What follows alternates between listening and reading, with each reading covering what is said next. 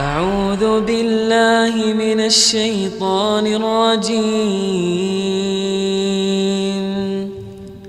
بسم الله الرحمن الرحيم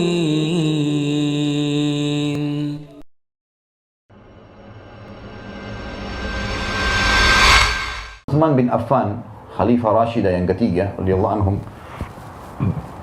Uthman ini adalah sahabat Nabi yang pemalu sekali. Pemalu sekali Bapak Ibu sekalian. Saking malunya, kata sebagian ahli sejarah Islam, dinukil athar dari tentang beliau saking malunya sampai nggak pernah lihat kemaluannya sendiri. Saking malunya sama Allah. Satu waktu Nabi SAW lagi duduk di sebuah kebun kurma. Salah satu tradisi Nabi SAW kalau musim dingin, beliau suka berendam kakinya dengan air panas. Kalau musim panas, beliau rendam dengan air dingin. Waktu itu kebetulan lagi musim panas, Nabi SAW duduk di sebuah kebun, ada genangan air, beliau rendam kakinya sambil gulung gamis beliau sampai di atas lutut. Maka ada satu sahabat namanya Abu Musa al-Ash'ari berkata, "Ya Rasulullah, saya mau jadi penjaga kebun anda ini, supaya nggak boleh sembarangan orang masuk." Kata Nabi SAW, jagalah, dijaga. Lewat Abu Bakar. Abu Bakar mengatakan, "Apakah Rasulullah di dalam, hai Abu Musa?" Kata Abu Musa, "Iya." "Baik, izinkan saya masuk." Kata dia, "Sebentar, saya tanya dulu Rasulullah SAW. Rasulullah izinkan, saya izinkan kamu masuk. Kalau tidak, nggak boleh." Maka Abu Musa pun masuk, mengatakan, "Ya Rasulullah, Abu Bakar minta izin." Kata Nabi SAW, "Izinkan dia masuk dan sampaikan kalau dia termasuk ahli surga. Jaminan." Maka masuklah Abu Bakar di kebun itu. Duduk di sebelah kanannya Nabi Muhammad SAW. Dia lihat Nabi gulung gamisnya sampai lutut, Abu Bakar juga ikut gulung sampai lutut, rendam juga kakinya di situ. Enggak lama kemudian Umar datang. "Abu Musa, apakah Rasulullah di dalam?" SAW. Kata dia, "Iya." "Baik, izinkan saya masuk." Kata Abu Musa, "Sebentar, saya tanya Nabi dulu. Kalau Nabi SAW izinkan, baru kau boleh masuk." Maka masuk Abu Musa mengatakan, "Ya Rasulullah, Umar datang minta izin." Kata Nabi SAW, "Izinkan dia masuk dan sampaikan dia termasuk ahli surga dan dia akan mati syahid." Jadi memang Umar bin Khattab kan waktu mau meninggal ditusuk oleh Abu Lu'lu' ya. Lagi sholat ditusuk sampai meninggal gara-gara itu, mati syahid. Maka Umar pun masuk duduk di sebelah kiri Nabi SAW. Dia lihat Nabi sama Abu Bakar lagi gulung gamis sampai lutut, dia juga ikut. Umar ikut sambil berendam kaki di situ. Datanglah Uthman bin Affan. Tanya, ini secara kebetulan dengan hikmah Allah begitu terjadi. Jadi mereka biasa tiap hari cari di mana Rasulullah, mereka ngumpul gitu. "Hai Abu Musa, apakah Rasulullah di dalam?" Kata Abu Musa, "Iya." "Izinkan saya masuk sebentar, saya tanya Nabi dulu." Tanya, "Ya Rasulullah, Uthman bin Affan minta izin."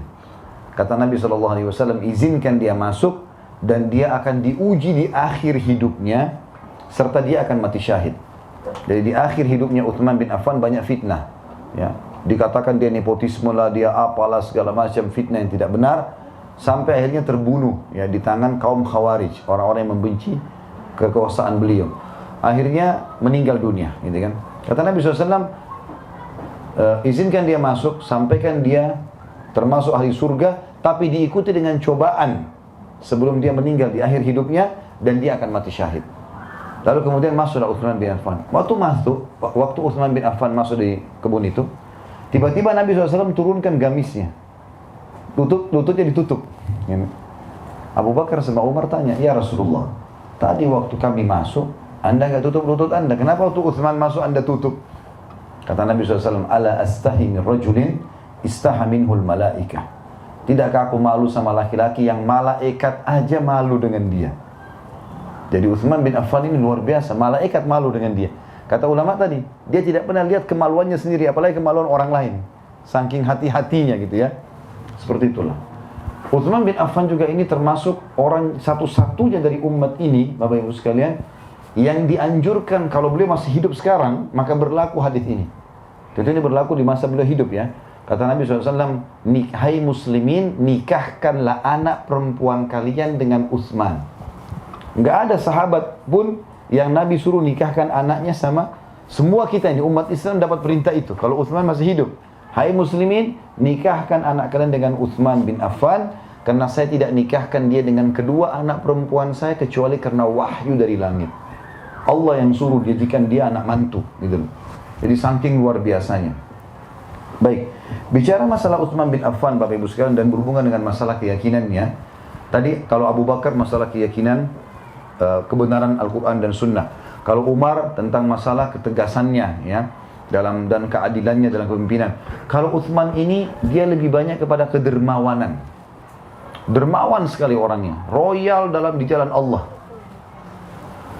Pernah satu waktu Bapak Ibu sekalian, Nabi SAW memerintahkan sahabat untuk mengumpulkan bantuan dan sumbangan jihad waktu mau perang Tabuk.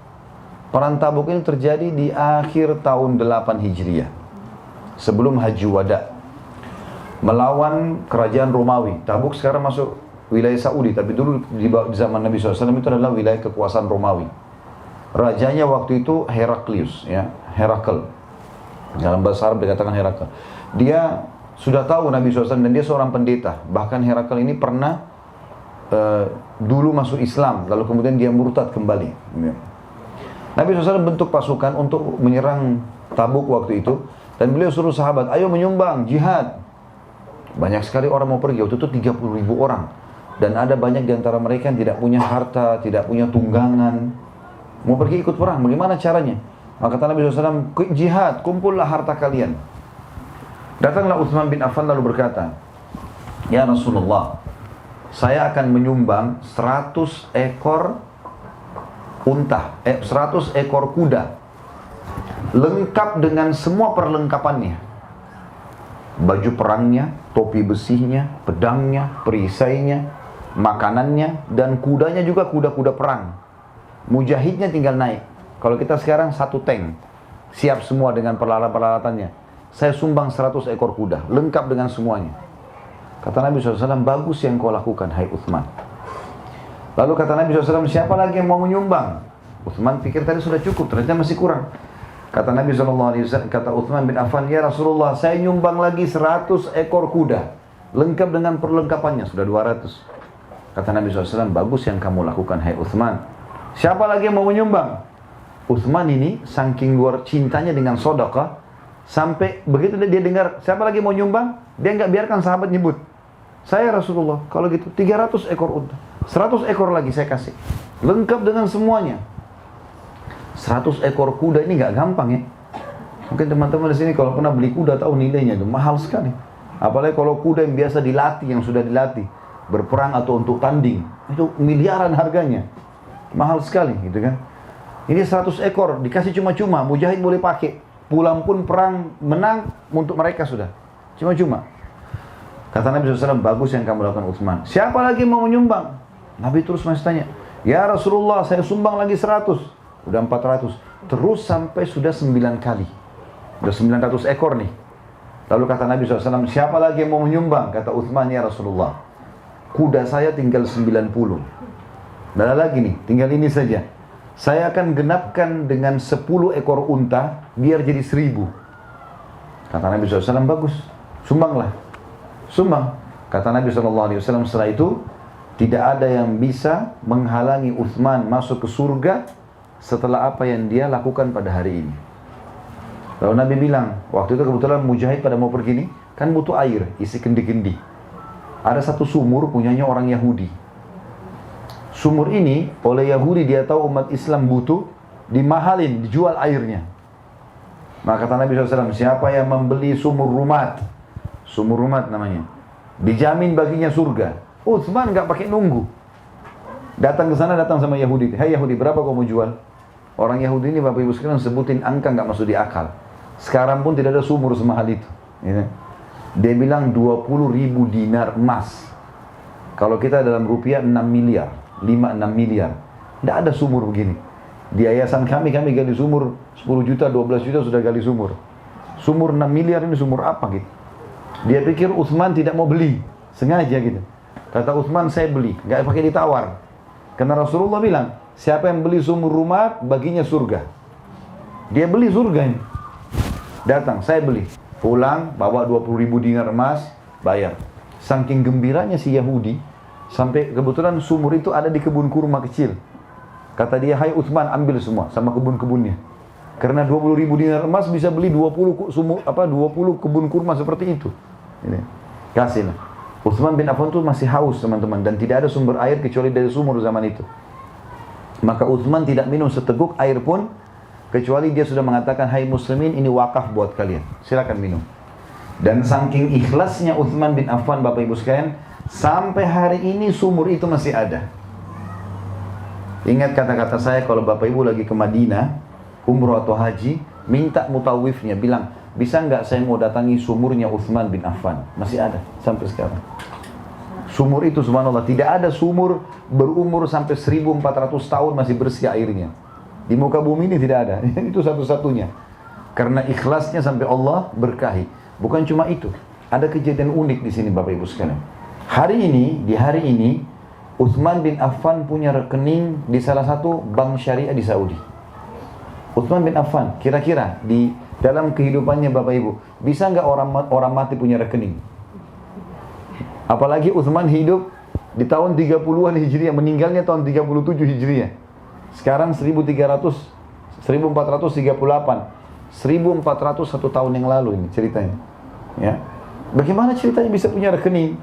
Jadi rupanya waktu Utsman bin Affan beli sumur itu dan kebun kurma itu, kan dia wakafin buat umat Islam. Silakan ambil buahnya, ambil airnya. Rupanya Utsman bin Affan merawat kebun itu, ditambah pohon-pohon kurmanya, dikasih bibit-bibit yang bagus, dipekerjakan orang situ, sehingga lebih banyak hasil kurmanya. Dan setiap saat disedekahkan sama dia. Air boleh diambil, kurma boleh diambil. Waktu Utsman bin Affan mati, Ali bin Abi Thalib memasukkan dalam program pemerintah. Kebun Utsman diurus. Setengah hasil kebun kurma dikasih ke keluarganya Utsman, setengah lagi diwakafin untuk Utsman. Artinya dijual lalu kemudian diberi, disodakahkan lagi buat orang lain, gitu ya.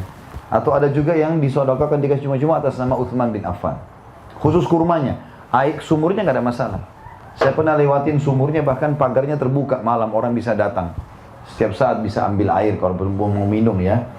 Yang jelas, Bapak Ibu sekalian, di zaman kerajaan Umayyah yang setelah Ali bin Abi Thalib mati tahun 40 Hijriah, berdiri kerajaan pertama dalam Islam tahun 40 sampai 132 Hijriah. Di zaman kerajaan ini juga Abbasiyah setelahnya yang berkuasa tahun 132 sampai 656, juga Utsmaniyah yang runtuh saya ceritakan kemarin tahun 1924 dari khilafah menjadi republika, dan sampai sekarang kerajaan Saudi, kebun kurma itu masih dirawat. Dan uniknya, kebun kurma itu, kalau saya tidak salah ini ya, ini seingat saya, setengahnya masih dikasih kepada ahli waris. Ada juga kalau tidak salah saya dengar cerita, bahkan semuanya sudah tidak dikasih ahli waris. Semua hasil kebun kurma itu diwakafkan buat Utsman bin Affan. Tapi program pemerintah, jadi pemerintah yang rawat kebun itu, hasilnya berapapun, diwakafin buat Utsman bin Affan. Apa yang dilakukan? Dibukakan rekening atas nama Utsman, walaupun orangnya sudah mati, oleh pemerintah Saudi. Semua hasil kurma itu ditaruh di rekeningnya. Dan sekarang ada jumlahnya miliaran real. Jumlahnya besar sekali. Ya, saya tidak salah jutaan atau sampai sudah 1 miliar real. Besar sekali jumlah uang itu. Dan sekarang pemerintah Saudi membeli tanah yang ada di dekat Masjid Nabawi. Subhanallah, itu dulu rumahnya Utsman bin Affan. Dulu dibeli dari uang itu. Lalu akan dibangunkan hotel bintang 5, juga diwakafkan buat Utsman bin Affan. Lihat bagaimana berkahnya sedekah itu kalau ikhlas karena Allah. Sampai 1400 tahun masih berlaku. Bahkan sampai dia sudah meninggal orangnya, miliaran masih berjalan. Padahal bukan perusahaan ini. Hikmah Allah datang seperti itu. Dan kenapa Utsman mau melakukan itu Bapak Ibu sekalian? Beli sumur 6 miliar rupiah, ya, 20.000 dinar emas tanpa negosiasi. Dan dia tahu, yakin, Nabi SAW bersabda tidak akan berkurang harta seorang hamba karena sedekah. Dan Bapak Ibu saya sarankan nonton ceramah kami di YouTube, judulnya Saudaraku inilah rahasia rezekimu. Dengarkan itu, saya jelaskan manfaat orang bersedekah. Kalau Bapak Ibu mau kaya, sedekah. Royal di jalan Allah, jangan perhitungan. Jangan cuma tahu kasih $1, $2, $5 terus, ya. Sumbang yang besar, gitu kan. Kalau di Indonesia saya bilang Bapak Ibu jangan 2.000 terus, ya. Pakai yang besar-besar, keluarin. Karena ini di jalan Allah. Allah sudah janjikan melalui lisan Nabi Muhammad SAW, mana qasamalun min sadaqah. Tidak berkurang harta seorang hamba karena sedekah. Itu kunci kekayaan. A'udzu billahi minasy syaithanir rajim.